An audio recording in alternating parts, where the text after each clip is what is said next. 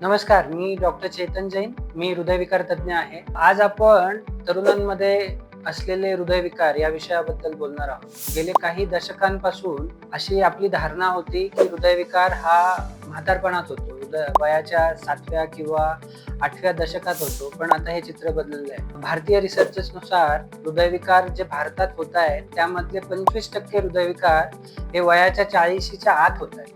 आणि 50% हृदयविकार हे वयाच्या 50च्या आत होत आहे. म्हणजे आपल्या भारतीय पॉप्युलेशनमध्ये 4थ्या आणि 5व्या दशकामध्ये हृदयविकार होण्याचं प्रमाण हे वाढत चाललंय. आणि ही ॲज अ समाज म्हणून आपल्या सगळ्यांसाठी फार धोकादायक गोष्ट आहे. तो तरुण फक्त एक जीव नाही आहे, तर तो त्या फॅमिलीचा ब्रेडविनर असतो. त्याची फॅमिली, त्याचं कुटुंब, पत्नी, मुलं, त्याचे आई वडील त्याच्यावरती डिपेंडंट असतात. त्यामुळे जर एखादा 30तला किंवा 40तला तरुण हृदयविकाराने मृत्यू पावतोय, तर आपल्याला या जीवघेण्या आजाराबद्दल माहिती असणं फार गरजेचं आहे. 2005 पर्यंत हृदयविकार हे प्रीमॅच्युअर डेथ्स म्हणजे वयाच्या अगोदर आलेल्या मृत्यूंमधलं तिसरं कारण होतं.